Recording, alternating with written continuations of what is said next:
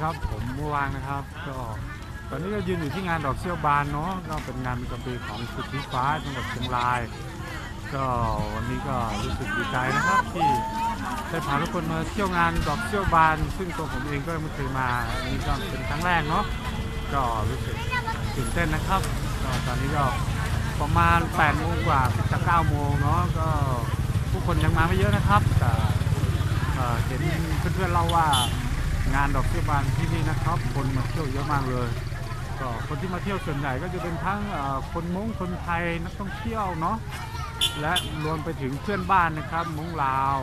อะไรเงี้ยก็จะมากันเยอะก็จะมีการขายของนะครับเห็นไหมครับข้างหลังผมข้างๆผมเนาะก็ขายของหลากหลายเนาะมีทั้งของสากลทั่วไปของพื้นเมืองของชนเผ่าอะไรเงี้ยมีครบหมดเลยนะก็เดี๋ยวผมจะเก็บรายละเอียดถ่ายให้ดูว่าขายอะไรกันบ้างนะแล้วมีอะไรกันบ้างตอนนี้ก็ดูบรรยากาศรวมๆไปก่อน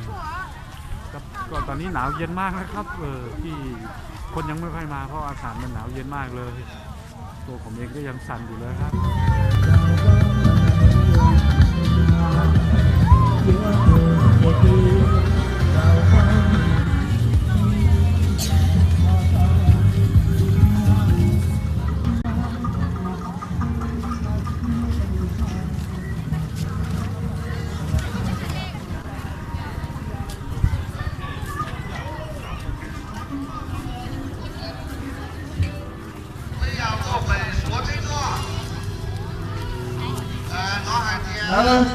沙岛海里有人海滩那个巴木的去了都未被寂寞呢。